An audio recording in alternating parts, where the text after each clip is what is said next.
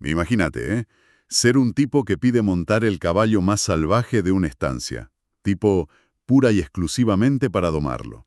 Alguien que se la pasa jactándose de que tiene a todas las mujeres a sus pies, que es un seductor imparable.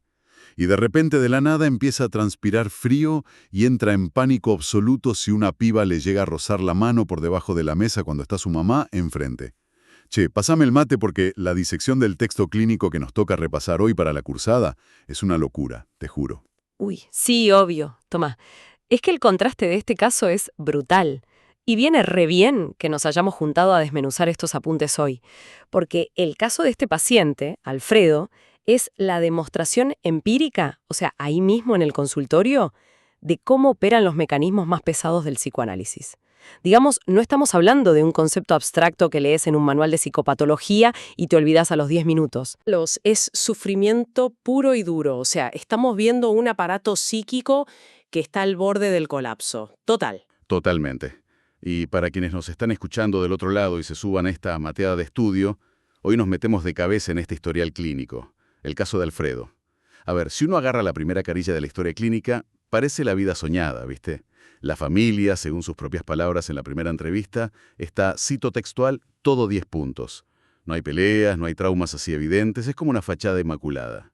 Ojo con eso porque esa frase específica, ese todo 10 puntos en el laburo clínico, es literalmente una sirena de ambulancia parpadeando en rojo. Olvídate, es la peor señal. Tal cual. Porque, a ver, cuando un paciente te presenta una imagen tan pulcra, sin una sola fisura, sin una queja mínima sobre su entorno o sus viejos, te está mostrando un mecanismo de defensa que está operando al 200%. El conflicto está tan tapado, tan reprimido, que la superficie quedó completamente lisa. Es como el silencio antes de que te caiga una bomba. Y nuestro objetivo en este análisis a fondo, en esta inmersión que estamos haciendo con los apuntes, es justamente agarrar ese todo, 10 puntos, meterle cincel y martillo y entender los impases de lo que Freud bautizó como el segundo despertar sexual. Detengámonos un segundo ahí para armar un poco el andamiaje teórico, porque si no a la gente que escucha se le va a hacer un matete y no se entiende nada de lo que le pasa a Alfredo. De una, tiremos un poco de teoría freudiana a la mesa. A ver, Freud nos explica que la sexualidad no es un tren que arranca recién en la pubertad, ¿viste? Tiene una primera estación allá en la infancia, con todo el bardo tremendo del complejo de Edipo, y después de eso la psique entra en lo que se llama el periodo de latencia. Es como si el aparato psíquico dijera, bueno, loco, basta de drama, vamos a aprender a leer, a escribir, a socializar en la escuela. Claro, la energía sexual se sublima por unos años. Queda todo en pausa. Exacto, queda en pausa. Pero cuando llega la pubertad hay un estallido biológico y pulsional re heavy. La libido se reactiva con una fuerza inusitada, te pasa por arriba. Y ese justamente es el segundo despertar sexual. Pero la trampa enorme de todo esto, y acá es donde Alfredo derrapa feo, es que ese despertar no puede darse en el mismo lugar de siempre. O sea, el pibe o la piba tiene la obligación psíquica, casi de supervivencia, de salir a buscar al mundo. Ese es el núcleo de todo este asunto. El sujeto tiene que hacer, sí o sí, una nueva elección de objeto de deseo. Y la regla de oro, tipo la base de la cultura misma según el psicoanálisis, es que esa elección tiene que darse estrictamente por fuera del núcleo familiar. Claro, la consolidación de la prohibición del incesto. Exactamente. Esto implica un laburo mental que es titánico. O sea, hay que destituir a los padres de ese lugar de dioses todopoderosos de la infancia y fundamentalmente renunciar a ellos como objetos sexuales inconscientes. Es el paso hacia la exogamia. Es doloroso, obvio, pero recontra necesario. Tenés que salir de tu tribu para ir a armar una propia. Y el tema es que a Alfredo, este paso hacia la exogamia le cuesta sangre, sudor y lágrimas, literalmente. Y para entender todos los engranajes rotos de su cabeza, vamos a meternos de lleno en el barro de su material clínico. O sea, vamos a abrir sus sueños, esas alucinaciones rarísimas que lo atormentan, y los recuerdos que su mente intentó enterrar, para ver qué pasa cuando un sujeto fracasa de una manera tan estrepitosa en este despegue del nido. Es re denso. ¿Por dónde crees que empecemos a tirar del hilo de esta estructura tan rígida? Yo diría que arranquemos por la máscara, por la fachada. Porque, a ver, el fracaso de Alfredo en su despertar sexual está milimétricamente tapado por una coraza de macho alfa de manual. El flaco llega a análisis a la primera sesión y no viene diciendo estoy deprimido o tengo ansiedad. Viene porque, cita textual del apunte, le pasan cosas raras. Pero se sienta ahí en el consultorio y te vende la imagen de un tipo totalmente invulnerable, casi un superhéroe. Claro, la recontra clásica coraza narcisista. Un blindaje diseñado específicamente para que no penetre una sola gota de angustia. Es que el chabón te cuenta, re canchero, que es un seductor implacable, que a las mujeres las tiene cortitas. O sea, no hay vínculo afectivo real, no hay vulnerabilidad, no se enamora, hay control absoluto y nada más. Y frente a cualquier situación que implique un mínimo desafío, necesita demostrar una superioridad exagerada. El ejemplo del caballo, te digo, es de locos. Ah, el del caballo loco, sí. Es tremendo ese pasaje. Va a una estancia, viste, de visita, y exige que le ensillen el caballo loco, o sea, el animal que nadie en todo el campo puede domar. Y lo pide pura y exclusivamente para demostrar que él tiene la fuerza de someter a la bestia. Claro, y lo que está haciendo ahí, si lo pensamos bien desde la metapsicología, es poner en escena una formación reactiva gigante. Bajemos ese concepto para quienes están tomando nota y repasando con nosotros. ¿Cómo opera exactamente la formación reactiva acá? A ver, el aparato psíquico, cuando se enfrenta a un impulso o a un miedo que le resulta re insoportable, muchas veces decide construir su defensa exagerando exactamente la actitud contraria. O sea, se va al otro extremo. Tal cual. Si en lo más profundo de tu inconsciente sentís un terror absoluto a la debilidad, a la impotencia o a que te dominen, tu mente construye una fortaleza de prepotencia, de agresión y de control excesivo. No es que Alfredo sea valiente o un domador nato, ¿eh? Es que está aterrorizado.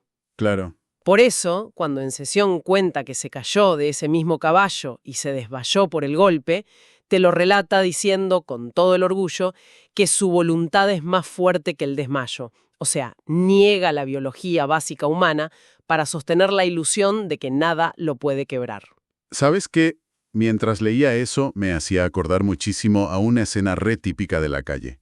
¿Viste cuando estás esperando en un semáforo en rojo, tranquilo, y frena al lado tuyo un auto deportivo, de esos todos tuneados, re bajitos, y el conductor empieza a acelerar a fondo en punto muerto? Uy, sí, insoportable. Haciendo un ruido bárbaro. Haciendo un ruido ensordecedor, tira cortes, vibra toda la cuadra.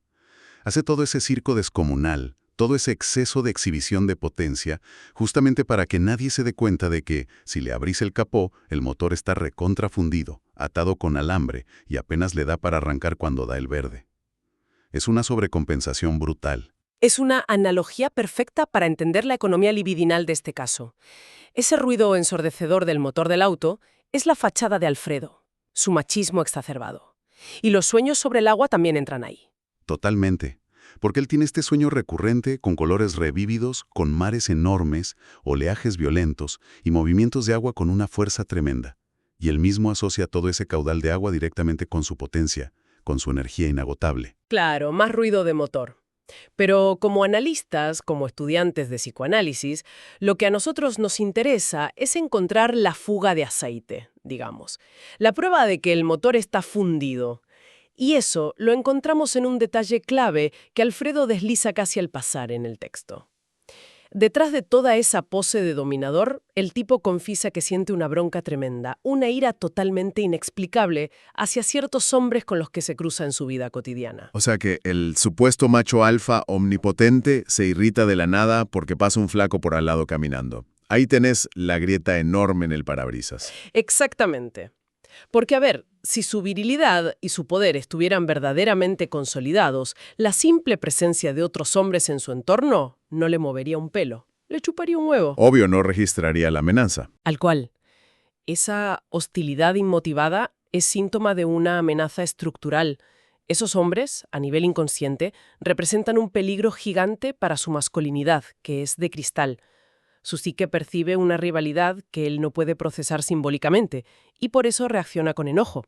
Y el tema es que esa grieta no se queda en un simple enojo por la calle. Todo este andamiaje, toda esta fachada, se le viene abajo de forma catastrófica a los 12 años. O sea, justo cuando arranca la pubertad, el famoso segundo despertar sexual del que hablábamos. Ahí es donde Alfredo debuta con unas crisis subjetivas que son de terror.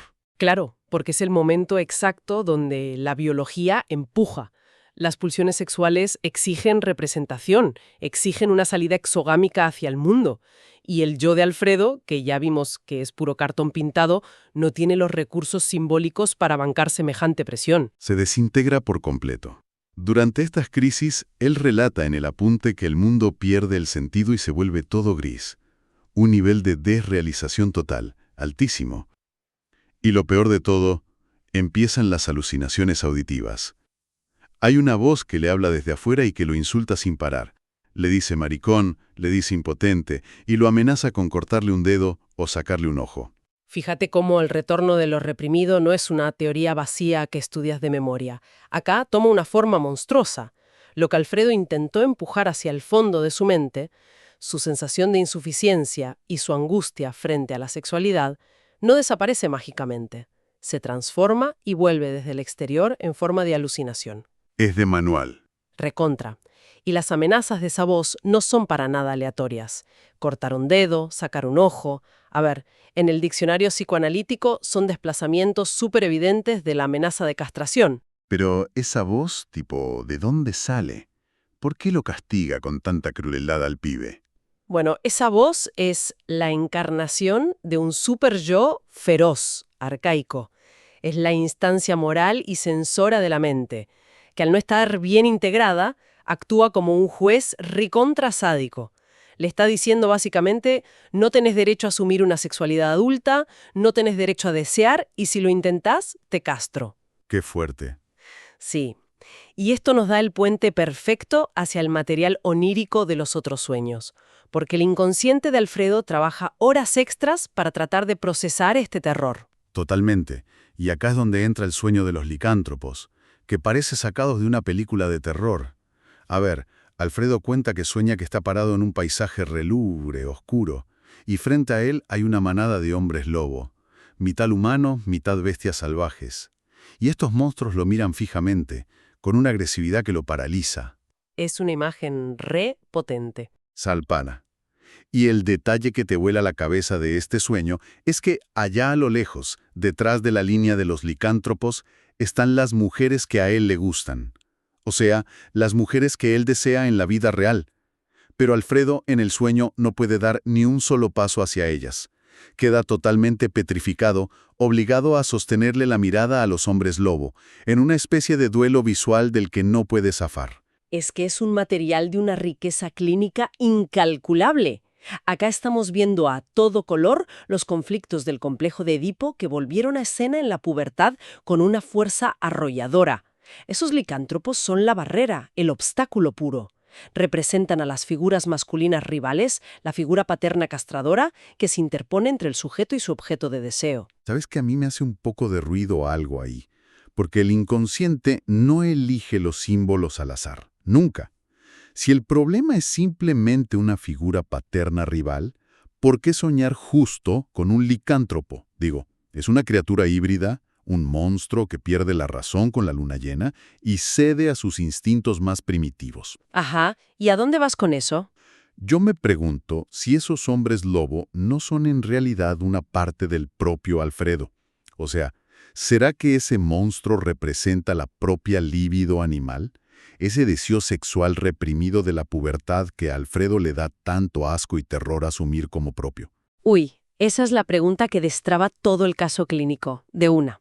Y la respuesta está en uno de los mecanismos más fascinantes del trabajo del sueño que planteó Freud, que es la condensación. Claro, cuando se juntan varias cosas en una. Exacto.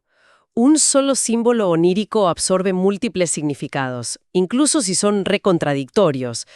Por un lado, sí, obvio, el licántropo es el padre omnipotente y feroz que le dice «por acá no vas a pasar». Pero por otro lado, como bien intuís vos, es la proyección de la propia pulsión desbordada de Alfredo. Es su sexualidad puberal, esa que él siente que no puede controlar, que le resulta ajena, sucia, bestial. Le tiene pánico a su propio deseo. Le aterra tanto su propio deseo instintivo que lo pone afuera, lo externaliza en el cuerpo de un monstruo. Por eso queda paralizado sosteniendo la mirada, ¿viste?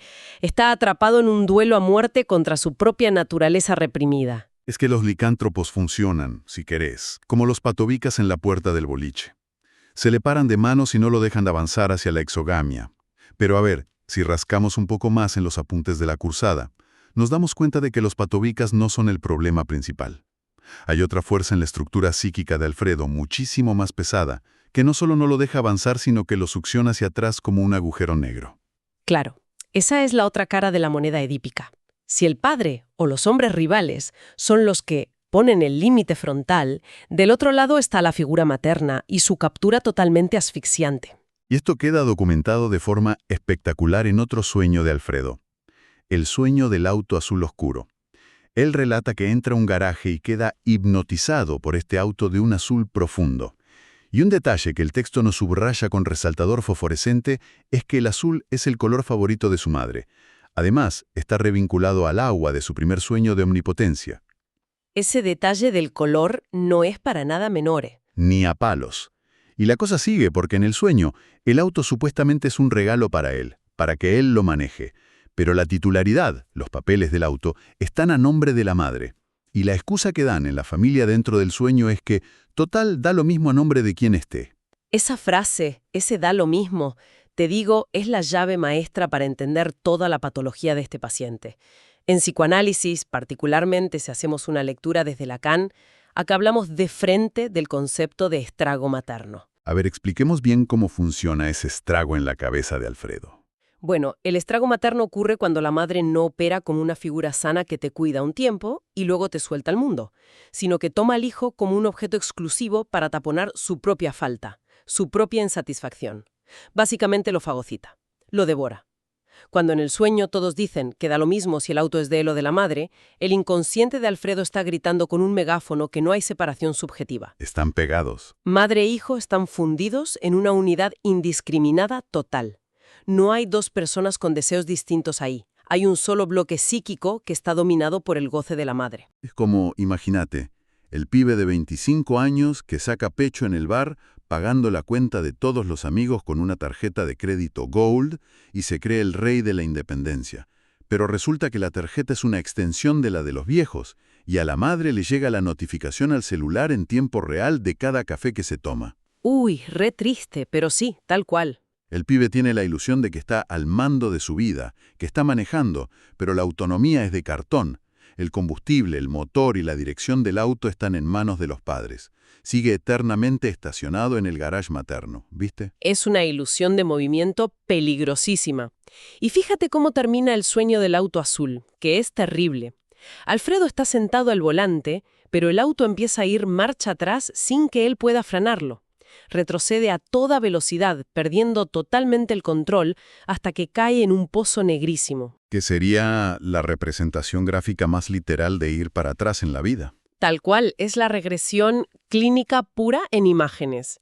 En lugar de avanzar hacia adelante, hacia las mujeres que estaban detrás de los licántropos en el otro sueño, hacia el mundo adulto, el deseo materno lo arrastra violentamente hacia el origen, hacia el útero que está simbolizado por ese pozo oscuro. Claro. Pero la parte más patológica, la más delirante del sueño, es el final. Alfredo se asoma, mira al fondo del pozo esperando ver el auto destruido en 1000 pedazos y milagrosamente el auto azul está intacto, no tiene ni un raspón. Bueno, esa es la negación absoluta. La mente de Alfredo fabricando la fantasía infantil de que uno puede caer en esa fusión tóxica con la madre, perder toda su independencia y salir ileso, como si no pasara nada. Pero bueno, como futuros psicólogos sabemos que en la realidad psíquica no salís ileso ni a ganchos. Y para comprobar que esto no es solo una metáfora flachera que nos armamos nosotros interpretando sueños raros, veamos cómo esta captura materna opera en la vida real, en la vigilia, arruinándole posta al segundo despertar sexual. Porque el inconsciente siempre, pero siempre, se las arregla para montar su escenario en la vida cotidiana. ¿Qué nos muestran los eventos de la historia clínica en el día a día de Alfredo? Hay una secuencia de hechos en el historial que te hiela la sangre. Empecemos por la cena. Alfredo junta coraje e invita a una chica que le gusta a cenar a su casa. La madre, obviamente, está convencida de que es solo una compañera de estudio de la facultad. Pero durante toda la comida, Alfredo entra en un estado de terror físico. Empieza a transpirar a mares, le tiemblan las manos. ¿Y por qué reacciona así? Porque tiene pánico, un terror ciego, de que la chica lo toque sin querer debajo de la mesa o le demuestre algún tipo de afecto, y la madre se dé cuenta. Él lo relata en sesión con una frase letal. Dice, mamá miraba todo. Ay, es terrible. Y a ver, esa mirada de la que habla no es la simple visión ocular de una señora comiendo en la mesa. Es la internalización del control absoluto. Es la mirada omnipotente que funciona como un panóptico, ¿viste? Vigila todo el tiempo y prohíbe. Te escanea el alma. Tal cual. La sola presencia de esa mirada anula cualquier posibilidad de que Alfredo tenga un espacio de intimidad propio. La chica que tiene sentada frente a él deja de ser un objeto de deseo porque todo su campo visual está enteramente ocupado por la vigilancia materna. Y esto tiene una raíz recontraprofunda, un recuerdo que él había sepultado en su mente y que resurge en análisis. Viajemos a los 12 años, justo la época donde le estallan las crisis y empieza a escuchar las voces que lo tratan de impotente. Alfredo se había enamorado de una vecinita de su edad, un amor puro, inocente, de preadolescente. Le dice a la madre que quiere invitarla a su fiesta de cumpleaños. Y la madre no reacciona bien, me imagino. Para nada. La reacción de la madre no es decirle, ¡ay, qué lindo! La madre estalla en una crisis de furia, se vuelve loca, empieza a insultar a la nena con barbaridades irreproducibles. Y le grita a Alfredo en la cara que él, atención a esto, que él había nacido para ella, y no para andar perdiendo el tiempo con otras mujeres. No, bueno, ahí tenés la declaración de propiedad firmada, sellada y plastificada. Ese «naciste para mí» es un mensaje mortífero para la psique de un chico en pleno desarrollo. Lo aniquiló. Lo aniquiló. Le está clausurando la puerta de salida al mundo con un candado. Lo está reduciendo a la triste categoría de un objeto inanimado cuyo único propósito de existencia es colmar la soledad o el vacío de la vida de su madre. Cuando te clavan ese mandato a los 12 años, justo cuando tu biología te pide a gritos empezar a buscar parejas afuera, el choque de trenes en la mente es tan grande que el sujeto directamente se quiebra. Por eso aparecen las alucinaciones. Totalmente. El terror de desobedecer a ese mandato materno es tan insoportable que la mente alucina para defenderse. Pero agárrate porque lo más retorcido de todo llega unos años después, cuando Alfredo tiene 16. El hermano menor de Alfredo se pone de novio. A la madre, como es de manual, no le gusta para nada esta chica. ¿Y qué hace la señora para demostrarle al hermano menor que su novia es, según sus palabras, una cualquiera? Ejerce una presión psicológica brutal sobre Alfredo. Lo acorrala en la casa y básicamente le ordena que vaya y se acueste con la novia de su propio hermano. Es un nivel de morbosidad y de instrumentalización perversa que asusta posta. ¿Y sabes qué hace nuestro supuesto macho alfa que domina caballos salvajes? Agacha la cabeza, obedece a mami. Y lo hace. Vamos al principio de la mateada. Alfredo no es un Don Juan empoderado, para nada. Su sexualidad está completamente colonizada por el deseo del otro materno. Claro. El tema no es que el flaco sufra de impotencia biológica y no pueda tener relaciones. Digamos. Exactamente. El tipo puede funcionar sexualmente, o sea, puede tener a las mujeres cortitas e incluso puede acostarse con la cuñada, siempre y cuando la madre lo habilite o lo mande a hacerlo. En esos casos no hay angustia porque él no está deseando por sí mismo. Él simplemente está cumpliendo su rol de ser el instrumento de la madre. Está cumpliendo una orden. Tal cual. Pero en el instante en que aparece un deseo propio, genuino, un amor real que lo conecta con otra mujer y amenaza con separarlo de la madre, como le pasó con la chica de la cena o con la vecinita de los 12 años, ahí es donde todo el sistema colapsa, aparecen las voces y el terror paralizante. Porque elegir a otra persona, enamorarse de verdad asumiendo su propia falta, significa romper ese circuito cerrado, endogámico, significa mirarla a la madre a los ojos y decirle con acciones concretas, mira, ya no soy el todo para vos, y vos no sos el todo para mí. Y ese es justamente el horizonte hacia donde apunta el labor analítico. O sea, en el consultorio, a través de la transferencia y la palabra, Alfredo tiene que empezar a desenmascarar toda esta dinámica inconsciente que lo mantiene como rehén en su propia vida. El objetivo clínico supremo es que el paciente logre asumir la castración. Expliquemos un poquito bien qué implica esto de asumir la castración en un caso tan enredado como este, porque la palabra siempre suena re fuerte. Sí. Asusta. Pero a ver, asumir la castración no tiene absolutamente nada que ver con perder un órgano físico. Significa que Alfredo debe aceptar la pérdida de ese lugar de privilegio narcisista absoluto. Tiene que aceptar que no puede ser el objeto perfecto que complete a su madre, y a la vez aceptar que su madre no puede garantizarle una existencia sin angustia. Es un duelo, básicamente. Es un proceso de duelo enorme. Tiene que dejar caer la fantasía de que el auto azul lo protege, para poder agarrar el volante de su propia vida de una buena vez, asumiendo que el deseo siempre, pero siempre, implica un riesgo. Implica una falta, una exposición al fracaso y a ser vulnerable frente a otra persona. Es un laburo clínico, titánico, doloroso, de desarmar una estructura que se construyó piedra por piedra durante décadas para que finalmente los licántropos se corran del camino y lo dejen avanzar hacia lo que él realmente quiere. Y te digo que, leyendo todo este expediente, tratando de masticar toda la densidad de estos conceptos freudianos y lacanianos para la cursada, me surge una reflexión bastante provocadora para ir cerrando este bloque de estudio y dejarle la cabeza haciendo ruido a quienes nos escuchan. A ver, tírala, ¿cómo conectas todo este quilombo clínico de Alfredo con lo macro, con la realidad de hoy? Mira, si entendemos como venimos hablando que el segundo despertar sexual exige imperativamente salir del núcleo familiar, romper con esa endogamia asfixiante y bancarse la angustia de armar una vida propia en el afuera para no enloquecer, ¿qué está pasando hoy en día en nuestra estructura social? Ya veo por dónde vas. Estamos en una época donde las adolescencias se estiran como un chicle. Pibes y pibas que, por la crisis económica, por la precarización laboral, o a veces, seamos sinceros, simplemente por pura comodidad, siguen viviendo bajo el techo de los padres a los 30 y pico largos. Entonces yo me pregunto, y les pregunto, ¿se vuelve 1000 veces más difícil frenar ese auto azul que va marcha atrás? O sea, ¿cómo haces para romper la captura del deseo paterno o materno? ¿Cómo asumís esa separación subjetiva real cuando a los 35 años todavía compartís la mesa del domingo, usás la misma heladera y le pedís la clave del wifi a tu vieja? Se las dejo picando para que la piensen. Wow, es una pregunta excelente, que nos obliga a repensar cómo la economía, la crisis y las nuevas configuraciones familiares impactan de lleno en el aparato psíquico. El desafío clínico actual que vamos a tener como profesionales es inmenso. O sea, ¿cómo forjar una separación simbólica real cuando el territorio físico sigue siendo compartido a esa edad? Hay muchísimo, muchísimo para seguir debatiendo ahí. Sin dudas, posta queda para una cursada entera hablar de eso. Bueno, a la gente que está del otro lado sumándose a estas horas de lectura de apuntes y análisis clínico profundo como buenos estudiantes que somos, intentando hacer crecer este proyecto de difusión de la universidad, les pedimos re amablemente que se suscriban al canal.